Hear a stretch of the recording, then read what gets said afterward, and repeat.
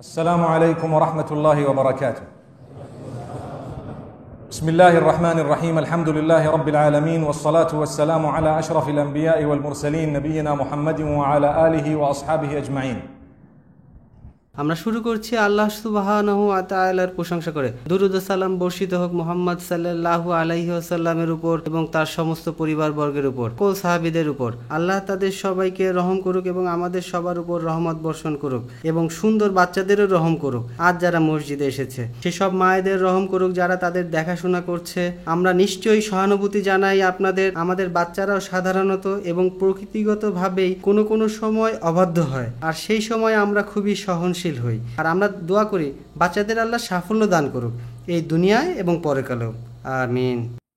আমার মা ও বোনেরা, আমরা আপনাদের সাধুবাদ জানাই এই কারণে যে আপনারা প্রচেষ্টা করে এখানে এসেছেন। আপনাদের অনেক বেশি দায়িত্ব পালন করতে হয় বোধহয় আমাদের পুরুষদের তুলনায়। আমরা সবাই জানি এটা সহজ কাজ নয় যে বাচ্চাদের দেখাশোনা করা, তাই আমরা আপনাদের জন্য দোয়া দিয়ে শুরু করেছি আর বলেছি আল্লাহ আপনাদের রহম করুন, আল্লাহ আপনাদের জন্য সব সহজ করে দিন, আল্লাহ আপনাদের মুখের হাসি বজায় রাখুক। কিছু বাচ্চারা আছে মাশাআল্লাহ যারা চিৎকার করে, কান্না করে, বলতে চায় ভালোবাসা সহকারে, অর্থাৎ আমার বলা উচিত হয়তো তারা কিছুটা উচ্চ স্বরে শব্দ করে। আল্লাহ সুবহানাহু ওয়া তাআলার নিকট দোয়া করি ওই সব বাচ্চাদের সাফল্য দান করুক এই দুনিয়ায় ও পরকালে, এবং তাদের মায়েদেরও ভালো প্রতিদান দিন তাদেরকে ধৈর্যের সাথে দেখাশোনার কারণে, আর এই ধৈর্য বহাল থাকুক। আল্লাহ সবার উপর রহমত বর্ষণ করুক। শুরুটা এভাবে করেছি, এর কারণ হলো আমরা একটা ঘোষণা দিয়েছিলাম বোনদের জন্য, তারা যেন মনোযোগী হয় সেসব বাচ্চাদের প্রতি যারা একটু উচ্চ শব্দ করে। এর কারণ এই নয় যে আমরা এটা সহ্য করতে পারি না, এর একটা মাত্রা আছে যা ছড়িয়ে গেলে অনেকে বিরক্ত বোধ করে। এজন্য আমরা শুরু করেছি আপনাদের জন্য দোয়া করে। আর আমরা জানি আপনি সত্যি এই লেকচার শুনতে চান এবং মনোযোগ দিতে চান, কিন্তু একই সময় আপনার উচিত আপনার নিজের সন্তানের প্রতি বেশি গুরুত্ব দিয়ে দেখাশোনা করা। সুবহানাল্লাহ। আল্লাহ আপনাদেরকে এবং আপনার বাচ্চাদেরকে কবুল করুক এবং আমাদের সবাইকে, আমিন। ভাই ও বোনেরা, রামাদান অ্যারাউন্ড দ্য কর্নার, আর আমরা সবাই জানি কোন কর্নারে আমি জানি না। প্রায় সময় আমরা বলি সামথিং অ্যারাউন্ড দ্য কর্নার, আমি বলি কোন কর্নারে, তারা বলে আমরা জানি না।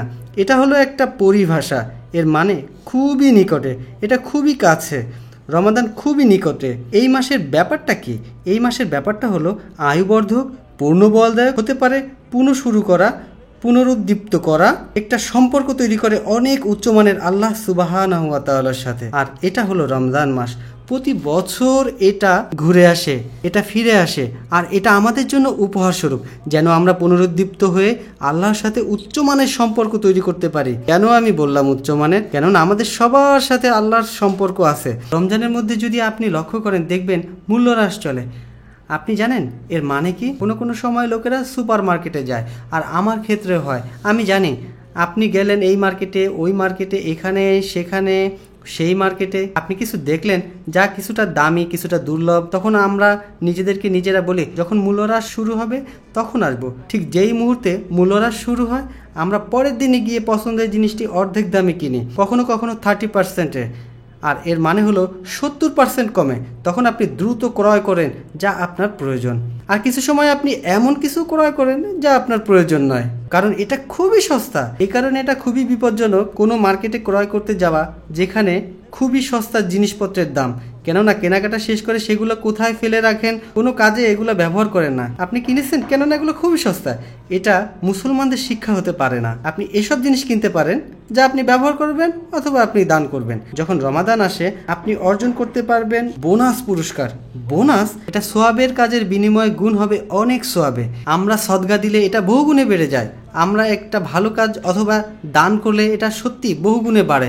কেননা আপনি রোজা অবস্থায় আছেন এবং একই সময় আপনার হৃদয় একদম নরম থাকে, যা আল্লাহ এনে দেয়। খুবই অলৌকিক উপায়ে এই রমজান মাস অনেক বেশি রহমত থাকে। আমি গ্যারান্টি দিচ্ছি আপনাদের, যখন আপনি ইফতার করবেন রমজান মাসে খাবারের স্বাদ লাগবে অন্যরকম, আশ্চর্যের ব্যাপার। এর মধ্যে এমন কিছু আছে যা খেলে আপনাকে সামনে এগিয়ে নেবে। আপনারা জানেন যে আপনাদের যদি আমি এখন দই ও রুটি দেই আপনি মজা পাবেন, কিন্তু এই দই দেওয়া হয় যদি ইফতারের সময়, তখন এর মজা একেবারে অন্যরকম লাগবে। কিছু লোক আছে যারা দই ও রুটি খেতে পছন্দ করে না, কিন্তু রমজান মাসে সেই ব্যক্তি রুটি নিয়ে দই দিয়ে মেখে খেতে দেরি করে না। এটা আল্লাহর একটা দয়া। লিসাইমি ফারহাতানি, ফারহাতুন ইনদা ফিতরিহি ওয়া ফারহাতুন ইনদা লিকাই রাব্বিহি। নবী সাল্লাল্লাহু আলাইহি ওয়াসাল্লাম বলেছেন, রমজান মাসের জন্য দুইটি সুখের মুহূর্ত আছে। প্রথম, যখন সে রোজা খুলে মানে ইফতারের সময়, আর দ্বিতীয় সুখের সময় হলো সেই ব্যক্তি সাক্ষাৎ করে আল্লাহ সুবহানাহু ওয়া তাআলা। এর মানে দুইটা হতে পারে। প্রথমটা হলো প্রতিদিন রোজা রেখে যখন আপনি ইফতার করেন আপনার পুরস্কার যোগ হতে থাকে, আপনি অনেক খুশি হন, আপনি বরকত লাভ করেন, আর আপনি অনেক দিক দিয়ে উপকার লাভ করেন। আর দ্বিতীয়টি হলো যখন মাস শেষ হয়ে যায় আপনি তখন পালন করবেন ঈদের দিন, যা সুখের দিন হিসেবে পরিচিত। এটা হারাম ঈদের দিন রোজা রাখা, এবং আমরা সবাই এটা জানি হারাম। তাই আল্লাহ বলেন, তুমি অবশ্যই খাবে, তুমি অবশ্যই কিছু না কিছু খাবে। তোমাকে আমি আদেশ করছি খাবার জন্য, ঠিক যেভাবে তোমাকে আদেশ করেছি গত 1 মাস না খাবার জন্য। তাই একটা রহমতের মাস, আমরা কিভাবে এই রহমতের মাসের অপেক্ষায় থাকব। দেখেন রাসূলুল্লাহ সাল্লাল্লাহু আলাইহি সাল্লামকে যখন শাবান মাস আসে, যে মাস রমজানের ঠিক আগে আসে, তিনি বাড়িয়ে দিতেন তার নফল রোজা, তিনি নফল রোজার পরিমাণ বাড়াতেন। আর আপনি যদি লক্ষ্য করেন তার সুন্নাহ অথবা তার পথ, তিনি এমন লোক না যিনি শুধু রমাদানের রোজা রাখে, কিন্তু কারণ হলো এই রোজা অনেক বেশি উপকারী শারীরিক ও আধ্যাত্মিক দুই দিক থেকে। তিনি নিয়মিত রোজা রাখতেন প্রতি সপ্তাহে সোম ও বৃহস্পতিবার। এটা সুন্নাহ। আজকের চিকিৎসা বিজ্ঞান নিশ্চিত করেছে, যেখানে অমুসলিমরা গবেষণা করেছে এবং জোর দিয়ে তারা বলেছে যে আপনার শরীরে অবশ্যই ভালোর দিকে প্রভাব পড়বে, সাথে মানসিক অবস্থার উপরও। সপ্তাহে 2 দিন অভুক্ত থাকলে তারা পরিশেষে বলেছে দিন দুইটি হলো সোম ও বৃহস্পতিবার। আমি আসলে এটা দেখেছিলাম বিবিসিতে, আমি জানি না আপনাদের হয়তো কেউ এই ক্লিপ দেখে থাকতে পারেন। সুবহানাল্লাহ। কখনো এটা আশ্চর্য করে যখন বলা হয় সুন্নাহ মুহাম্মদ সাল্লাল্লাহু আলাইহি সাল্লামের। আমাদের দুর্বলতার কারণে অনেকে বলে, হ্যাঁ ভাবছি আরে এটা তো একমাত্র সুন্নাহ। কখনো এই শব্দ ব্যবহার করবেন না যে মাত্র একটা সুন্নাহ। এটা সুন্নাহ এমন কিছু যা চমৎকার, এটা আল্লাহর উপহার আমাদের জন্য। মুহাম্মদ সাল্লাল্লাহু আলাইহি সাল্লাম কেন এটা করতেন এটা লক্ষ্য করেন, গবেষণা করেন, দেখেন। যখন অমুসলিমরা ঠিক এই বিষয়ে উদ্ঘাটন করে আমাদের নিকট, আমরা বলি ওয়াও, আমি রোজা রাখবো সপ্তাহে 2 দিন, সুবহানাল্লাহ। এখন আমাদের এখানে বোনাস আছে, কেননা আমাদের আছে সুন্নাহ, সাথে আছে এর উপকারিতাও জানা, দুটোই একসাথে। তাই আসেন মাঝে মাঝে রোজা রাখার চেষ্টা করি। আপনারা জানেন সুন্নাহ কিন্তু ফরজ নয়। সুন্নাহ অর্থ মুহাম্মদ সাল্লাল্লাহু আলাইহি সাল্লাম কর্তৃক উৎসাহ দেওয়া। এটা বাধ্যতামূলক করা হয়নি, কিন্তু এতে আছে অনেক যোগ্যতা, অনেক ভালো দিক, যেগুলো খুবই বিস্ময়কর। আমি এই বিষয়টি আপনাদের সামনে তুলে ধরতে চাই। এখান থেকে আরো বলি, আমার ভাই ও বোনেরা, আমি নিজে সহ চেষ্টা করব এই রোজা রাখতে সোম ও বৃহস্পতিবার। এটা প্রতি সোম ও বৃহস্পতিবার নয়, অন্তত কোনো কোনো সময় আপনারা চেষ্টা করেন, দেখেন আপনার কি উপকার হয়। আপনার রোজা আপনাকে আধ্যাত্মিকতার এক নতুন মাত্রার দিকে নিয়ে যাবে। আমাকে বিশ্বাস করেন, আস্থা রাখেন। এটা তাহাজ্জুদের মতো। তাহাজ্জুদ হলো ফজরের আগের সালাত। আপনারা প্রতিদিন আদায় করতে না পারেন, চেষ্টা করেন জীবনে মাঝে মাঝে আদায় করার। একটু দেখেন না, আমি নিশ্চিত আপনারা যথেষ্ট সামর্থ্যবান এটা করার জন্য। অন্তত মাসে একবার উঠে বলেন আমাকে তাহাজ্জুদের সালাত আদায় করতে হবে, এটা করেন, দেখেন কি হয়। আমি আপনাদের প্রতিশ্রুতি দিচ্ছি, কিছু বিষয় আপনাদের মধ্যে স্থায়ীভাবে পরিবর্তন হবে। আপনারা এটা জানেন, চেষ্টা করেন আল্লাহ সন্তুষ্টির জন্য। জেগে ওঠেন বিছানা ছেড়ে শুধুমাত্র আল্লাহর জন্য। আপনারা জানেন কি, এখনকার দিনে ফজরের ওয়াক্ত বেশ আগে হয়, বিশেষভাবে এই দেশ এখানে। তাই আমাদের অনেকে দেরি করে ওঠে, এটা স্বাভাবিক নিয়ম। আপনারা জেগে ওঠেন অনেকে, কারণ দিনের প্রচণ্ড গরম। তাই এখন অন্তত আপনারা তাহাজ্জুদ আদায় করুন। অনেকে বলে আপনি ঘুমানোর পরে তাহাজ্জুদ আদায় করবেন। সত্যি বলতে এটা কোনো শর্ত না। সঠিকভাবে তাহাজ্জুদ পড়তে হলে আপনাকে আদায় করতে হবে, যদিও আপনার ঘুম না আসে। সঠিকভাবে আদায় করুন আর আল্লাহ সুবহানাহু ওয়া তাআলার কাছে দোয়া করুন। চেষ্টা করুন নফল সিয়াম। আপনি দেখেন না কি ঘটে, যখন রমজান চলে আসবে আপনি এর মধ্যে প্রবেশ করবেন সহজে। আপনি উচ্চ মাত্রায় পৌঁছে যাওয়া শুরু করবেন। আমি যে উচ্চ বললাম এর মানে আধ্যাত্মিকতার উচ্চ মাত্রা। মাশাআল্লাহ। এছাড়া মুহাম্মদ সাল্লাল্লাহু আলাইহি সাল্লামের অন্য বিষয় রয়েছে অত্যন্ত অদ্বিতীয়। তিনি আমাদের শিখিয়েছেন মাসের 3 দিন সিয়াম পালন করা, যদি তোমরা পারো। এটা একটা সুন্নাহ। সুন্নাহ মানে ওই আগেই বলেছে উৎসাহ দেওয়া, মুহাম্মদ সাল্লাল্লাহু আলাইহি সাল্লাম কর্তৃক উৎসাহ দেওয়া। তিনি আমাদের জন্য অনুকরণীয় করেছেন, এটা করলে পুরস্কার অর্জন করতে পারবো। আপনি যদি লক্ষ্য করেন দেখবেন যে 13, 14, 15 তারিখ চন্দ্রমাস হিসেবে তিনি সিয়াম পালন করতেন। আর এর উদ্দেশ্য হচ্ছে প্রতিটি নাকি কত গুণ বাড়ায়। 10 গুণ, সুবহানাল্লাহ। তাই 3-এর সাথে গুণ 10, যা মিলে হয় 30। 30 হলো পুরো মাস, আপনি পুরস্কার পাবেন পুরো মাসের। সুতরাং আপনি যদি ওই 3 দিন সিয়াম পালন করেন, এটা পুরো মাস সিয়াম পালনের সমান মর্যাদা পাবেন, আর আপনি পাবেন অত্যন্ত বড় প্রতিদান, সত্যি বড় পুরস্কার। এর উপরে আপনি পাবেন আপনার শারীরিক ও মানসিক দিক দিয়ে আপনি পৌঁছে যাবেন এক নতুন স্তরে, যা আপনি অর্জন করবেন অল্প কিছু পরে। এটা আল্লাহর দান সুবহানাহু ওয়া তাআলা। তাই আমি আরও বলতে চাই আমার ভাই ও বোনেরা, আসুন আমরা আল্লাহ সুবহানাহু ওয়া তাআলার নিকট ওয়াদা করি, আমরা এটা চেষ্টা করব। জানেন যে এটা বাধ্যতামূলক নয়, এটা সুন্নাহ মুহাম্মদ সাল্লাল্লাহু আলাইহি ওয়াসাল্লামের, কিন্তু এটা জরুরি। আমার ভাই ও বোনেরা, এটা এক দৃষ্টিতে দেখা রমজান মাসকে আল্লাহর সাথে ওয়াদা করা যে হে আল্লাহ, আমি শুধু রমজানে সিয়াম পালন করব না, আর এর বাইরেও সিয়াম পালন করব। কেননা আমাদের সমস্যা আছে। সমস্যাটা কি? ইবাদত করি সঠিক নিয়মে শুধুমাত্র রমাদান মাসে। যখন রমাদান মাস আসে, মদ আমরা দূরে সরিয়ে রাখি, গানের সিডি ফেলে দেই, খারাপ বিষয় দূরে রাখি, জেনা বন্ধ থাকে। আল্লাহ আমাদের ক্ষমা করুন সবাইকে, আর হেফাজত করুন আমাদের সবাইকে। সব খারাপ বিষয় বন্ধ করি, আর আমরা হয়ে যাই এক ভালো মানুষ। কেননা তারা চাঁদ দেখেছে, আর চাঁদ দেখেছে, তাই আমরা হয়ে যাই দীপ্তিমান। আপনারা জানেন এরপর কি ঘটে? আল্লাহ ক্ষমা করুন। যখনই অন্য চাঁদ ওঠে, সব ফিরে আসে। ঈদের দিন মানে আমি কাজা পালন করব সেসব খেয়ে যা এতদিন খাইনি, আর আমি কাজা করব সব পাপ যা এতদিন বন্ধ রেখেছি রমজান উপলক্ষে। আবার পাগলা ঘোড়ায় উঠেছেন। যদি এটাই হয়, বি'সাল কওম লা ইয়াবুদুন আল্লাহ ইল্লা ফি রমাদান। সেই জাতি কতই না খারাপ যে জাতি শুধু রমাদানে আল্লাহর ইবাদত করে। সে একই আল্লাহ। আপনারা লক্ষ্য করে দেখেছেন কি যে তৃপ্তি পাওয়া যায় রমজানে? আপনি রমজান মাসে এমন তৃপ্তি সহকারে রমজানের রোজা রাখবেন যেন বাকি 11 মাসও সেই একই রকম তৃপ্তি আপনি পেতে পারেন। তবে শর্ত, একই নিয়মে আল্লাহকে খুশি করতে হবে। যখন আমি রমাদানে আল্লাহর ইবাদত করি, আমি নিশ্চিত যে আমাকে সালাহ অবশ্যই পড়তে হবে। এটা আমার ফরজ নিয়মিত পালন করতে হবে। এটা বাধ্যতামূলক, যদিও রমজান মাসের পরেও হয়। আপনারা জানেন আরেকটা ব্যাপার যার নাম তারাবিহ। এটা আরেকটা সুন্নাহ মুহাম্মদ সাল্লাল্লাহু আলাইহি ওয়াসাল্লামের, দীর্ঘ সালাত, যেখানে আমরা প্রায় পুরো কোরআন শুনতে পাই। এটা আরেকটা সুন্নাহ মুহাম্মদ সাল্লাল্লাহু আলাইহি ওয়াসাল্লামের, একটা দীর্ঘ। এর একটা কারণ হলো আমাদের জন্য যে একে উপভোগ করা। লক্ষ্য করেন যে দীর্ঘ সালাতের নাম তারবিয়াহ।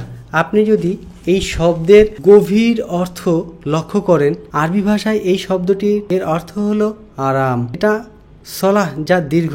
আমাদের মধ্যে কতজন আছে যারা স্বস্তি পায় যখন আমরা সালাত দীর্ঘ করি? এটা সত্যি অদ্বিতীয়। আমরা যেভাবে একে দেখি সেটা খুবই ভুল। আমাদের অনেকে সালাতকে দেখে একটি দায়িত্ব হিসেবে, যা তার জন্য রহমত স্বরূপ। আপনার উচিত এর সাথে সম্মানপূর্বক যুক্ত থাকা, যা আমি সব সময় বলে থাকি। আমি আগেই বলেছি, এই চেয়ারে বসে দুই ব্যক্তির মধ্যে পার্থক্য আছে। যে সলা পূর্ণ করে কেননা সে এটা করতে বাধ্য, আর অন্যজন যিনি সলা পূর্ণ করেন কেননা সে চায় পূর্ণ করতে। অনেক বড় পার্থক্য। আপনাদের বলি, একটা লোককে জিজ্ঞেস করা হলো, উত্তরে বলে আমাকে করতেই হবে, এটা বাধ্যতামূলক। এটা সঠিক, উত্তরটা ভুল না। কিন্তু অন্য একটি লোক যখন সলা পূর্ণ করতে চায় এবং এর থেকে কিছু পেতে চায়, সে জানে এটা তার দায়িত্ব, কিন্তু সে এখানে থেমে যায় না। সে সত্যি করে চায় পূর্ণ করতে। নামাজের কোয়ালিটি বাড়িয়ে দেয় সংখ্যার তুলনায়। কারণ যদি নিজেকে বাধ্য মনে করেন, বসলেন আর উঠলেন এবং আপনি আপনার সালাত শেষ করলেন, আল্লাহুম্মা আনতাস সালাম, এবং বাইরে চলে গেলেন, সব চলে গেল। আর আপনি যদি চান এটা আদায় করতে, তখন আপনি আসেন সময় নিয়ে, আপনি দাঁড়িয়ে যান ঠিকভাবে আর বলেন আল্লাহু আকবার। যখন আপনি সলাহ শুরু করেন তখন আল্লাহর সাথে সংযোগ হয়ে যায়, আর আপনি দীর্ঘ করেন সলাহ। যত দীর্ঘ আপনি সম্প্রসারিত করবেন, তত আপনি উপভোগ করবেন। আল্লাহ আমাদের এরকম বানিয়ে দিন। এই কথাগুলো কিন্তু ইমামদের জন্য নয়, কেননা ইমাম তাদের প্রতি নির্দেশ আছে রাসূলুল্লাহ সাল্লাল্লাহু আলাইহি সাল্লাম হতে, যেন তিনি শিশুদের এবং বৃদ্ধদের কথা ভাবে। যারা তার পিছনে রয়েছে। তাই এর মানে এই নয় আপনি সলাতে দাঁড়িয়ে গেলেন দীর্ঘ সময় ধরে আর আপনি একজন ইমাম, আপনি বুঝছেন যে আপনার পিছনে যারা আছে তাদের মাঝে দুর্বল বৃদ্ধরা আছে, মাঝে মাঝে শিশুরাও থাকে, তাই হয়তো তারা কান্না করে। নবী সাল্লাল্লাহু আলাইহি সাল্লাম এর শিক্ষা হলো কিছুটা ছোট করে শেষ করতে হবে সলাৎ। এই সব বিশেষ বিশেষ ক্ষেত্রে। আমার নিকট এক বয়স্ক লোক আসলো, বলল, শেখ আপনি তো দেখছেন আমি বৃদ্ধ, আমার পায়ে যন্ত্রণা, দয়া করে সলাহ ছোট করেন। কিন্তু আমার ভাই, আমি সত্যিকারে আপনাকে সম্মান করি, আপনি আমার বড় ভাই, আমি তেলাওয়াত করি যা খুবই সংক্ষিপ্ত, আর আপনি বলছেন আরো ছোট, আরো সংক্ষিপ্ত করতে, কেননা আপনার পায়ের ব্যথা। এটা হলো এক ধরনের ভুল ব্যাখ্যা।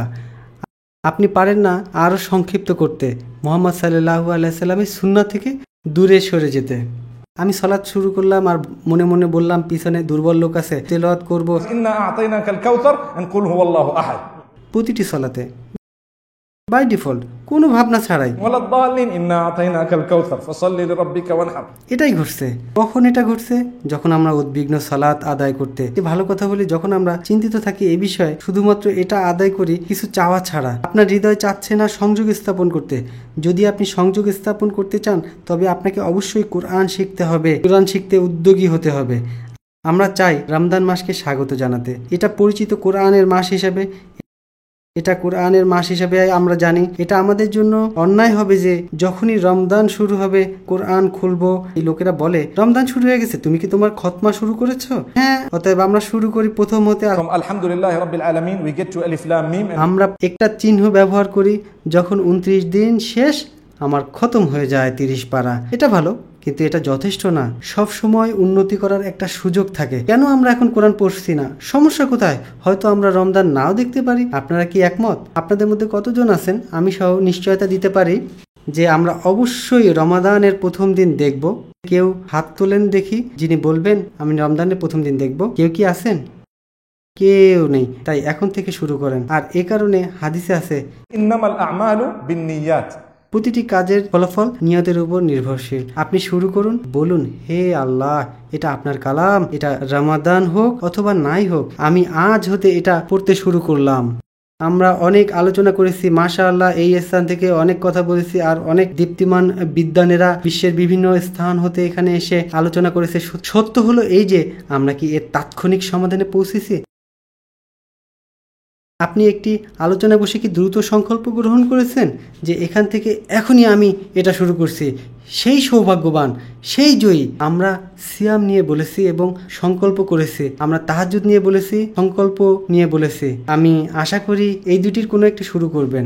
ওকে, আগামীকাল আমার প্রথম কাজ হবে এটা শুরু করা। এটা দেরি হয়ে যাবে, আগামীকাল হয়তো আগামী দিন নাও আসতে পারে। আমি একটা পরিকল্পনা করি, আমি এখান থেকে যাবার পর অথবা এই স্থান ত্যাগের আগেই এখান থেকে একটা কোরআনের মাসায়েফ নিব, পড়বো আরবিতে, একটি আয়াত, সাথে থাকবে অর্থ, তারপরে চলে যাব।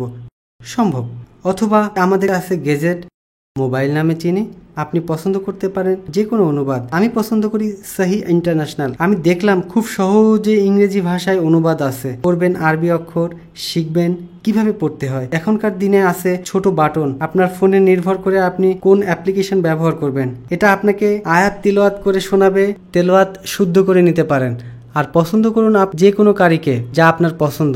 যে এই কারি না হয় ওই কারি, বাটনে টিপ দেন। আমরা জানি ব্যাংকের অ্যাপ্লিকেশন কিভাবে ব্যবহার করতে হয়, কেননা এটা গুরুত্বপূর্ণ। আপনি জানেন এই অ্যাপ্লিকেশন সেই অ্যাপ্লিকেশন। আপনারা একটা অ্যাপ্লিকেশনের নাম জানেন, নাম হলো হোয়াটসঅ্যাপ। একজনকে জিজ্ঞেস করেছিলাম তোমার হোয়াটসঅ্যাপ আছে? সে বলে আমার তো আছেই, আমার প্যান্টেরও হোয়াটসঅ্যাপ আছে। সুবহানাল্লাহ। যদি এই যুগে আপনার হোয়াটসঅ্যাপ না থাকে আপনি তাহলে কেউ না। কিছু লোক এমনই বলে। এই টেকনোলজিগুলো কি কাজ করছে? খবরাখবর বা যোগাযোগের। কার সাথে যোগাযোগ করবেন? সবার সাথে যোগাযোগ রাখুন আপনার সৃষ্টিকর্তার সাথে। সব কিছুর চেয়ে এর পেছনে মরিয়া হয়ে ছোটা উচিত। আর আমি খুবই সিরিয়াস, আপনারা যোগাযোগ রক্ষা করুন সৃষ্টিকর্তা আল্লাহ সুবহানাহু ওয়া তাআলার সাথে। এটা অন্য যে কারো চেয়ে গুরুত্বপূর্ণ। সুতরাং আপনার আছে হোয়াটসঅ্যাপ। সুবহানাল্লাহ। লোকেরা বলতে পারে যদি আমার থাকে তবে আমি কিভাবে টয়লেটে যাব। আমি এখানে খুব দ্রুত উল্লেখ করছি, যদি আপনার অ্যাপ্লিকেশন চালু থাকে আপনার উচিত হবে না ওই ফোন নিয়ে টয়লেটে যাওয়া। যদি আপনি অ্যাপ্লিকেশন বন্ধ করেন, স্ক্রিন যদি বন্ধ থাকে সম্পূর্ণরূপে, আপনি যেতে পারেন, এতে কোনো ক্ষতি নেই। এটা হলো ডিজিটাল। মনে করবেন একজন কোরআনের হাফেজ, সে কোরআন তেলাওয়াত করছে, এই অবস্থায় সে টয়লেটে যেতে পারে না, কিন্তু যখন সে চুপ কোরআন তখনও তার হৃদয়ে, সে তখন যেতে পারে টয়লেটে। আর আমরা টয়লেটে গিয়ে সময় নষ্ট করব না। এটা ইসলামের আর একটি সুন্দর শিক্ষা। যখন আমরা টয়লেটে যাব, আমরা সেখানে মজা করতে যাব না। কিছু টয়লেটে ম্যাগাজিন থাকে, কিছু লোকের টয়লেটে গলফ খেলার ব্যবস্থা আছে। যখন আমি ছোট ছিলাম, আমি এক ব্যক্তির বাড়িতে তার টয়লেটে যাই, একদম উপরে যেখানে গলফ খেলার জায়গা আছে। আল্লাহ, হয়তো আপনারা বিশ্বাস করবেন না যা আমি আপনাদের বলবো। হয়তো কেউ কেউ আপনারা দেখে থাকবেন, সেখানে ছোট গলফ খেলার ব্যবস্থা আছে টয়লেটের ভিতরে। মানে সেখানে অল্প পরিসরে ছোট আকৃতির একটা ছোট্ট ব্যাট ও গলফ বল আছে। যখনই বসবেন ব্যস্ত থাকবেন খেলতে। আমি মজা করছি না, আমি আপনাদের সত্যি বলছি। আপনি গুগল করেন, চেক করেন, দয়া করে কিনবেন না। এইভাবে তারা খেলছে কেন? কারণ তারা তাদের সময় নষ্ট করছে। আমরা বলছি মুসলমান সেটাকে আমরা জানি। আপনি আপনার কাজ শেষ করুন, আপনি সেখানে যান, আপনি নিজেকে মুক্তি দেন, আর আপনি বেরিয়ে আসেন। দোয়া আছে প্রবেশের আগে, ঠিক বের হওয়ার পরেও আল্লাহ তাআলার কাছে সাহায্য চাওয়া, যে তিনি যেন শয়তান থেকে রক্ষা করুন। আমরা জেনেছি কিছু সময় শয়তান ওইসব স্থানে গিয়ে উত্ত্যক্ত করে। সুতরাং আপনি ভিতরে যান, বাইরে আসেন, দয়া করে গলফ খেলবেন না টয়লেটের মধ্যে। গত সপ্তাহে একজন আমাকে একটা ইমেজ পাঠিয়েছে হোয়াটসঅ্যাপে। আমি আপনাদের সাথে বলছি এ কারণে যে এইমাত্র মনে পড়লো, একজন লোক কমোডে বসে আর বলছে, ও না, ফোন আনতে ভুলে গেছে। এর মানে হচ্ছে লোকেরা তার অন্যান্য কাজও সারতে চায় টয়লেটে বসে। লোকেরা টয়লেট যাবার আগে ফোন সাথে নেয়, কেননা সে যেন সময় ব্যয় করতে পারে। হোয়াটসঅ্যাপে বন্ধুদের মেসেজ করি, হোয়াটসঅ্যাপে বন্ধুদের সাথে সময় পার করে। আপনাদের জানাই আমার ক্ষেত্রে কি ঘটেছিল কয়েক সপ্তাহ আগে। আমার স্মরণ নেই কোন এয়ারপোর্ট ছিল এটা, যেখানে এক লোক টয়লেটের ভিতরে ফোনে কথা বলছিল। আমি বাইরে দাঁড়িয়েছিলাম, সে ব্যস্ত ছিল দীর্ঘ কথোপকথনে। আমি চাচ্ছিলাম তাকে বলতে, হে আপনার কাজ শেষ করেন। বাইরে দীর্ঘ লাইন হয়েছে, আর তার অবস্থা এমন যে যদি আপনি তাকে কফি পেশ করেন, সম্ভবত সে বলবে থ্যাংক ইউ। এটা খুবই বিপজ্জনক। এই যুগে এই বিষয়টা সারা দুনিয়াকে গ্রাস করেছে। লোকেরা বুঝছে না কোন বিষয়কে বেশি প্রাধান্য দেওয়া উচিত। তাই আমরা বলছি আল্লাহর সাথে সম্পর্ক উন্নয়ন করেন। কিছু বিষয় ঠিক একই পদ্ধতিতে আমরা উতলা হই যখন আমাদের থাকে স্কাইপে, যখন আমাদের থাকে হোয়াটসঅ্যাপ, যখন আমাদের অন্যান্য ধরনের অ্যাপ্লিকেশন, অন্য ধরনের অ্যাপ্লিকেশন যেসব দূরপ্রাচ্য ও এশিয়ায় ব্যবহার বেশি হয়, যেমন রিচ্যাট, তাদের আছে লাইন, আরও আছে বিভিন্ন জিনিস, বিভিন্ন ধরনের অ্যাপ্লিকেশন যেমন ট্যাঙ্গো, ভাইবার। আপনারা এসব জানেন, এসব ভালো, মাশাআল্লাহ, এসব আপনারা ব্যবহার করে উপকৃত হন, এসব ভালো। কিন্তু আপনি নিজে প্রশ্ন করেন, আমরা কি সামান্য হলেও সম্পর্ক উন্নয়ন করেছি তার সাথে, যিনি আমাকে সৃষ্টি করেছেন? যখন তার নিকট ফিরে যাব, সব কিছু পিছনে পড়ে থাকবে, প্রতিটি জিনিস পেছনে পড়ে থাকবে। আমরা সবসময় খবর নেই নতুন কি এলো। আমরা কখনো কোনো টেকনোলজি ব্যবহার করি আল্লাহর নৈকট্য লাভের জন্য? আমি এখন বলতে পছন্দ করি যে লোকেরা এখন কেউ পড়তে চায় না। আপনারা কি সবাই একমত? এখন পড়া একটা জটিল কাজ। যদি আপনি কোনো ব্যক্তিকে সিডি দেন, এটা সহজ। যদি দেন ডিভিডি, এটা আরও সহজ। আর সুবহানাল্লাহ, আপনার ফোনে আছে ইউটিউব, আরও কত কি, এটা খুবই সহজ। আপনার কোনো বিষয় লেকচার শুনতে ইচ্ছা করে, আপনি পেয়ে যাচ্ছেন। আপনার রমজানের কোনো বিষয় জানতে ইচ্ছা করে, তারা বলে আপনি ইউটিউবে যান, আপনি সবই জানতে পারবেন। আল্লাহ জানেন যে ধীরে ধীরে কিন্তু অবশ্যই আমরা এমনভাবে বদলে যাব যে আমরা পড়তে অলসতা করব। অথচ আমরা সবাই জানি পড়ার ব্যাপারটা, পড়ার কতটা গুরুত্ব রয়েছে। এটা আমাদের জন্য গুরুত্বপূর্ণ যে আমাদের পড়তেই হবে। একইভাবে আমাদের জানা দরকার এমনভাবে টেকনোলজি ডেভেলপ হয়েছে আমাদেরকে অলসতার রোগে ভোগাচ্ছে। টেকনোলজি আমাদের অলস করে তুলছে, অথচ আমরা সঠিকভাবে এর ব্যবহার করছি না। আল্লাহ আমাদের জিজ্ঞাসা করবেন, অবশ্যই আল্লাহ আমাদের জিজ্ঞেস করবেন, কিভাবে তুমি এই টেকনোলজি ব্যবহার করেছিলে আমার সান্নিধ্য পাওয়ার জন্য, কিভাবে? আর এই প্রশ্নের উত্তর দাও। তাই কোরআন, কখনোই অপেক্ষা করবেন না কোরআনের মাস আসার জন্য। একটা ভুল বোঝাবুঝি হয়েছে যে এই মাস হলো কোরআনের মাস, বাকি 11 মাস কোরআনের মাস নয়। এজন্য আমরা মনোযোগী হই কোরআনের ব্যাপারে 1 মাস, আর বাকি 11 মাস কোরআন কোথায় প্যাকেট হয়ে পড়ে থাকে, যতদিন না এর উপর ধুলোবালি পড়ে। আল্লাহ আমাদের হেফাজত করুক। আপনার মোবাইল হাতে নিন, আজ রাতে কোরআনের একটা সুন্দর অ্যাপ্লিকেশন ডাউনলোড করুন। সেখানে অনেক অ্যাপ্লিকেশন আছে, আপনার বন্ধুদের জিজ্ঞেস করেন, ইনশাআল্লাহ কোনটা ভালো অ্যাপ্লিকেশন বলে দেবে এবং তারাও উপকৃত হবে। এমন একটা অ্যাপ্লিকেশন আপনার থাকতে হবে যেখানে একজন কারি থাকবে, অনুবাদ থাকবে অনেক ভাষায়, সেখানে থাকবে বিস্তারিত ব্যাখ্যা, সাথে সাথে আরও থাকবে কিভাবে উচ্চারণ করতে হয়। কেননা আমাদের দুটি দায়িত্ব রয়েছে। প্রথমটি হলো তেলাওয়াত করতে হবে আরবিতে, দ্বিতীয়টি হলো বোঝার চেষ্টা করতে হবে সেই ভাষায় যেই ভাষায় আমরা কথা বলি। এ দুটিই কর্তব্য।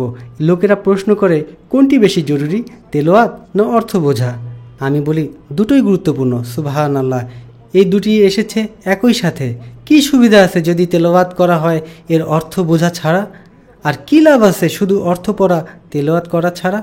আমি গিয়েছিলাম মিডল ইস্টের কোনো এক দেশে। মজার ব্যাপার, সেখানে এক লোক কিছু উর্দু বলছিল, কিন্তু তিনি বুঝছেন না কি বলছেন। তিনি যার সাথে কথা বলছিলেন তিনি উর্দু বোঝেন। আমি তাকে বললাম, আপনি কি উর্দু বলছেন? তিনি বললেন, না, আমি শুধুমাত্র মনের ভিতর থেকে কিছু শব্দ উচ্চারণ করলাম।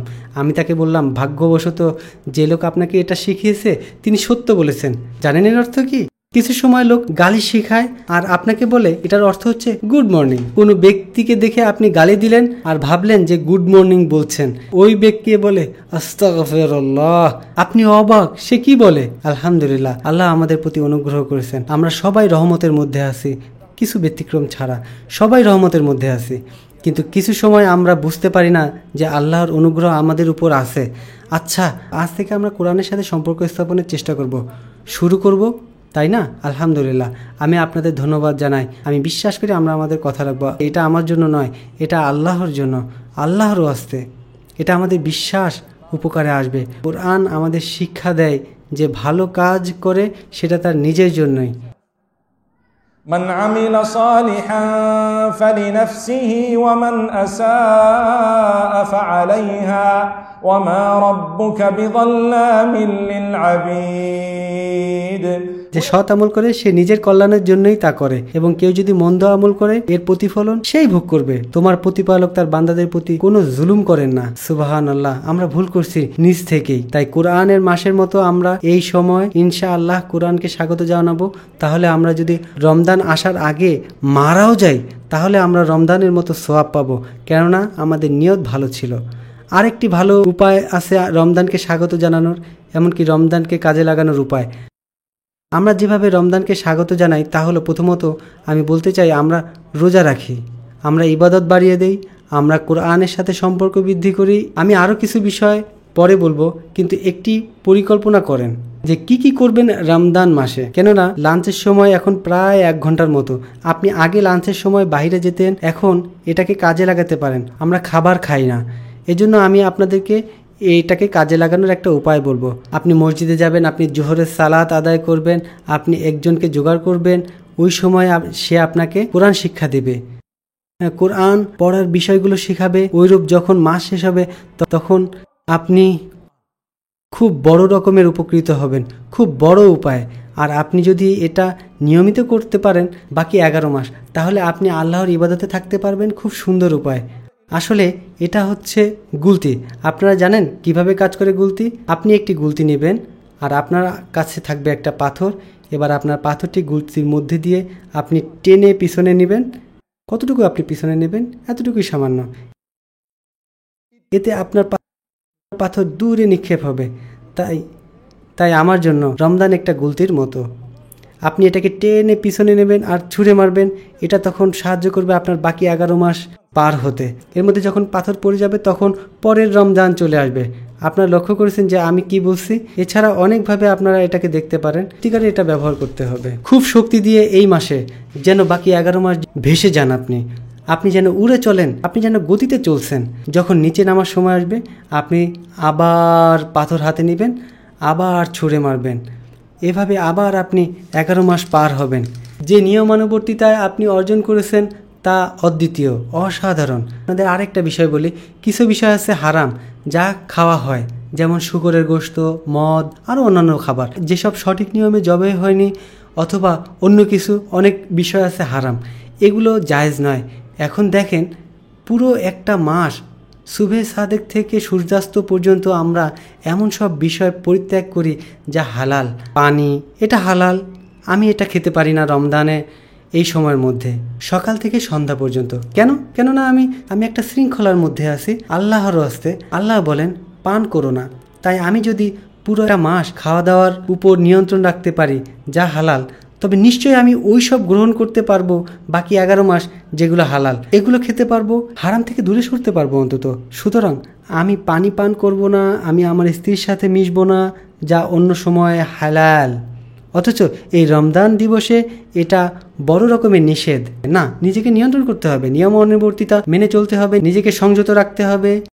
নিজেকে দমন করেন, আপনি নিজেকে নিয়ন্ত্রণ করবেন। সুবহানাল্লাহ। তাই পুরো একটা মাস আমি বিরত থেকেছি যেসব বিষয় যা আমার জন্য হালাল, আর অন্য 11 মাস আমি সহজেই বিরত থাকতে পারবো যেসব আমার জন্য হারাম। হালালের প্রশংসা করি, পুরোপুরি পিপাসার্থ। এক ঢোক পানি পান করেন দিন শেষে আপনি যখন পিপাসার্থ, কেননা আপনি রোজাদার। দোয়া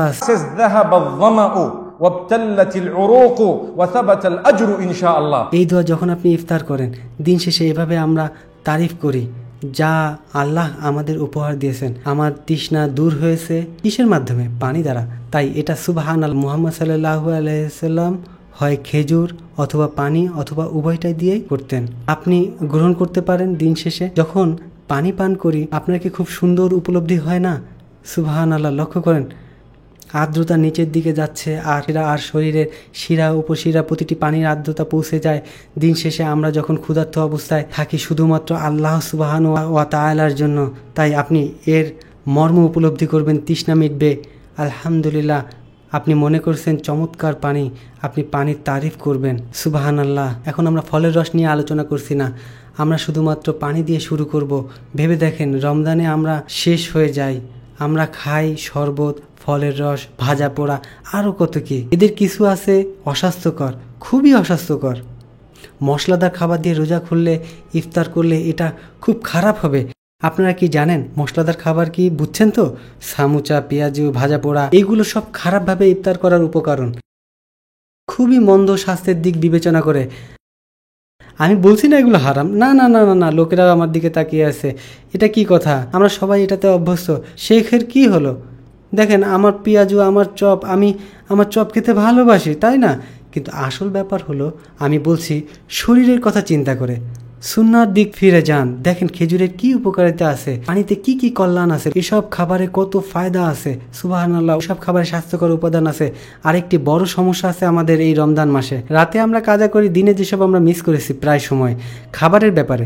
আমি স্বীকার করেছি আমরা রাতে খেতে থাকি যতক্ষণ না বিছানায় লুটে পড়ি। আপনারা কি সেই কার্টুন দেখেছেন? আমার মনে হয় এটা করেছে আবু প্রোডাকশন। আর সেখানে এক লোক দিনে রোজা রাখে, রাতে প্রচুর খাওয়া দাওয়া করে, এতে সে তারাবি পড়তে পারে না, সেই জন্য একটা মৃত মানুষ। আর সে পরের দিনের জন্য অপেক্ষায় থাকে। সে খুব উপভোগ করতে থাকে যে তার পেট বাড়ছে। লোকদের ওজন বাড়তে থাকে রমাদানে। নবী সাল্লাল্লাহু আলাইহি সাল্লাম শিখিয়েছেন আপনি সত্যি সুন্দর খাবার খাবেন। সুবহানাল্লাহ। আপনার বাস্তবে খাবার প্রয়োজন, ভালো মনে রাখবেন। فإن كان لا بد فثلث للطعام وثلث للشراب وثلث للنفس. You know, we eat. The Prophet sallallahu alaihi wasallam has taught us, you really want to have a nice meal, subhanallah, you really want to eat. খাওয়ার খুব ভালো পদ্ধতি হলো পেটের 1/3 খাবার, 1/3 পানি, 1/3 বাতাস। যখন আপনি খাবারের টেবিল ছেড়ে উঠে দাঁড়াবেন, অর্থ খাবার ছেড়ে উঠে দাঁড়াবেন, আপনার পেট পরিপূর্ণ ভরা নেই। সুবহানাল্লাহ। আপনি পরিপূর্ণ না, কেননা আমরা খাবার জন্য বাঁচি না, মনে রাখবেন আমরা বাঁচার জন্য খাই। দুটো আলাদা জিনিস। আমরা কখনো বলি না যে খাবারের মজা নেবেন না, মজা করে খান। লোকেরা সুস্বাদু খাবার পছন্দ করে, স্বাদ নেন, আল্লাহর শুকুর জানান অল্পের মধ্যে। আমি অল্পের মধ্যে বোঝাতে চেয়েছি আল্লাহর শুকুর অল্পের মধ্যে জানাবেন তা না, আল্লাহর শুকুর জানান সীমাহীন, কিন্তু খাবেন অল্পের মধ্যে। একটা উদাহরণ দেয়া যাক, যেমন সামুচা, আর এর ভিতর গোশতের কিমা থাকে যা আপনাদের পছন্দ। আপনি সুন্দর একটি সামুচা মুখে নিলেন আর দেখলেন এর মধ্যে সবজি। ওহ না, এর মধ্যে আরো ভালো কিছু থাকতে পারতো, তাই না? একটা দীর্ঘ সময় ধরে কিছুই খাওয়া হয়নি, তখন আপনি গোশতের কিমা দিয়ে তৈরি একটি সামুচা হাতে নিলেন, এভাবে 2টা, 5টা, 10টা, 20টা খেলেন, তখন আপনার কি অবস্থা হবে? আপনি অসুস্থ হয়ে পড়বেন। কেন? কারণ এই না যে সামুচাগুলো খারাপ ছিল, সেগুলো ভালো ছিল, আপনি যেইভাবে খেলেন এটাই খারাপ। যেমন ধরেন লাল গোশত, লোকেরা বলে লাল গোশত খারাপ, না, এগুলো আপনার প্রয়োজন, কিন্তু আপনার খাবারের ধরন ভালো না। আপনি ছোট এক টুকরা গোশত খান, তাই না করে পুরো একটা আস্ত গরু খেয়ে ফেললেন, তখনই সমস্যা বাধে। সুবহানাহু ওয়া তাআলা আমাদের রক্ষা করুন।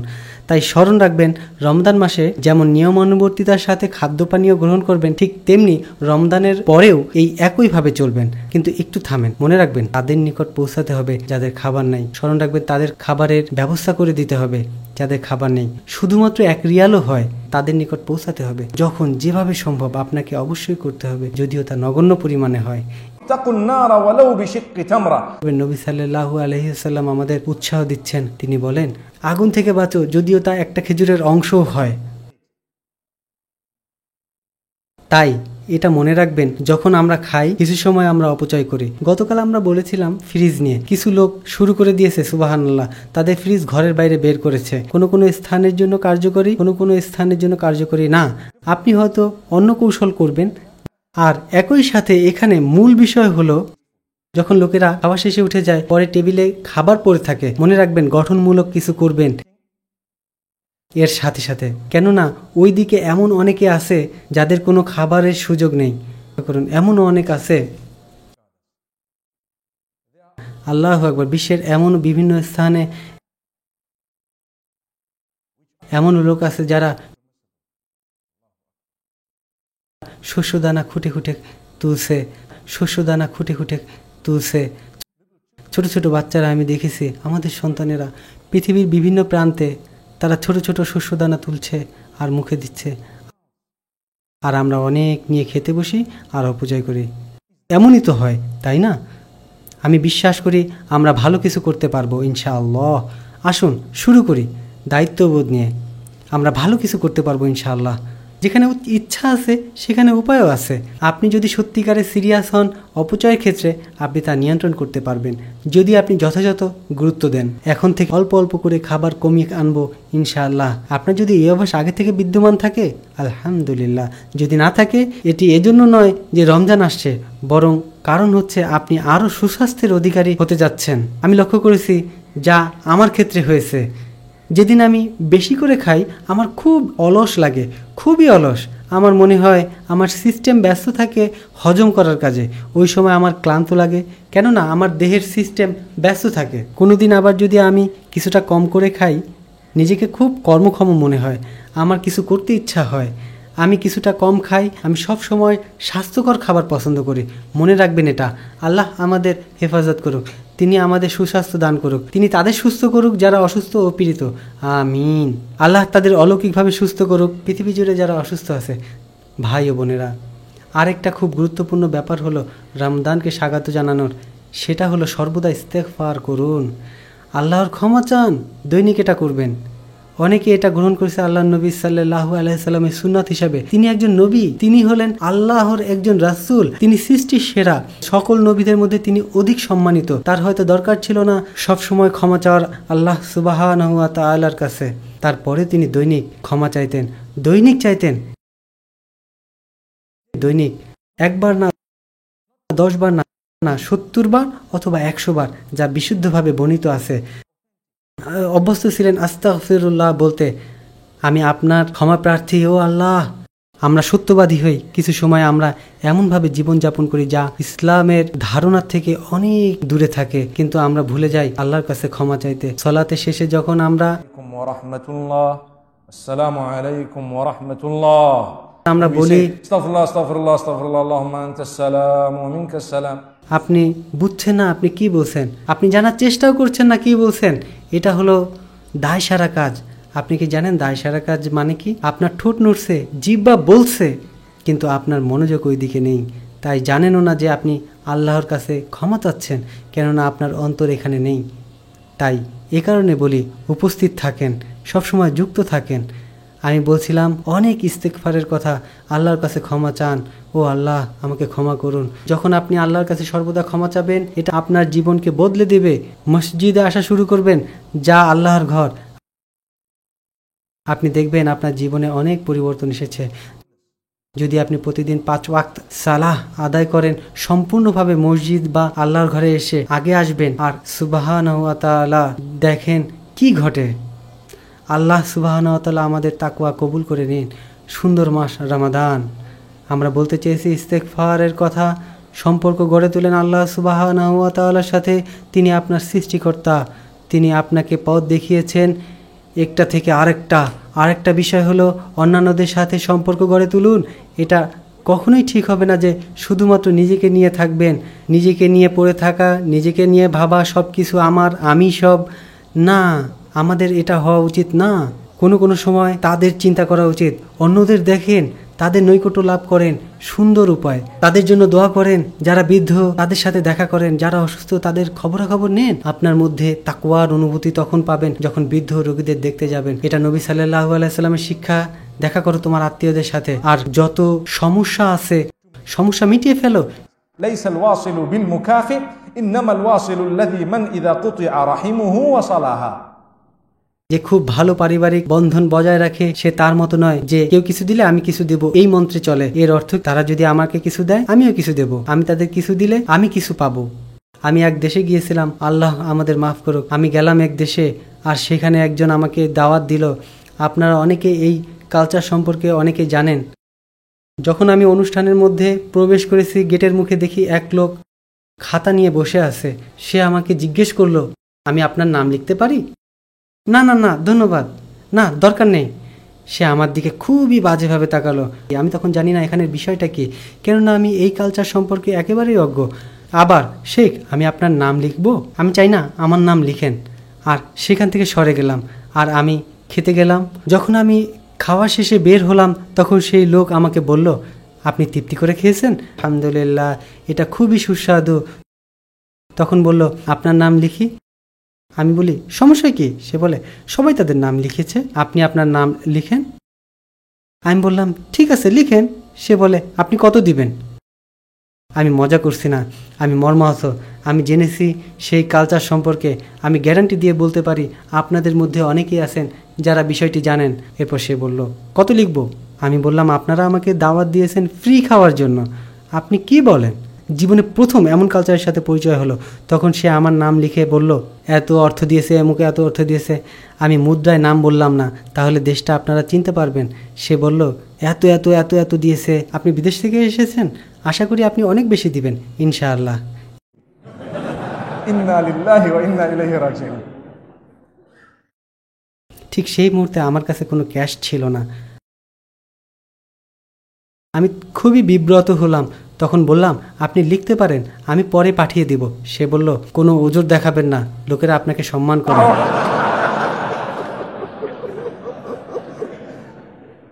এরপর আমি তার সাথে কথা বলি, মেশার চেষ্টা করি জানার জন্য এটা সত্যি ঘটনা। তখন বলি, একটু খুলে বলেন না কালচারটার ব্যাপারটা কি, আমি এটা বুঝতে চাই।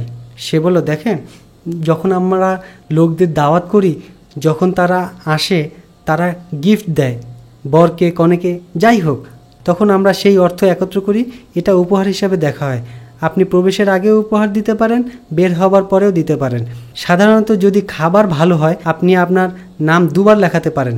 এর মানে হলো আপনি অনুষ্ঠানে প্রবেশের আগে উপহার দিলেন, এরপর আপনি খুবই উৎকৃষ্ট খাবার খেয়ে এসে বললেন, আমার নাম আবার লিখেন, আমি আরও কিছু দেব।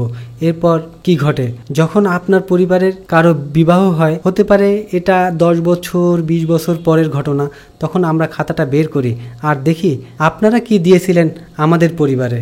তখন আমরা দেই এই সমপরিমাণে অর্থ, অথবা এমন কিছু যার মূল্য কাছাকাছি। তখন আমি বললাম, আল্লাহে, বহু দূরে সরে যাওয়া পথ আমি যে ইসলামকে চিনি সেটা হতে, এটা অলিমার মূল উদ্দেশ্যকে ধ্বংস করে, এটা ভ্রাতৃত্ববোধকে ধ্বংস করে। এবং আল্লাহে, আমার ভাই ও বোনেরা, এখানে দাঁড়িয়ে দৃঢ় কণ্ঠে বলতে চাই, এটা বন্ধ করেন, বন্ধ করেন, এটা করবেন না, এটা ভুল। আপনার অর্থের দরকার, দান সংগ্রহ করেন। এত বড় বিবাহের প্রয়োজন নেই, এত বড় করার কি আছে? আপনার যদি সামর্থ্য না থাকে এটা সাধারণভাবে সম্পন্ন করেন, সহজভাবে। যদি আপনি সামর্থ্যবানও হন, সারা দুনিয়ার লোক দাওয়াত করেন, কিন্তু আয়োজন করেন সাধারণভাবে।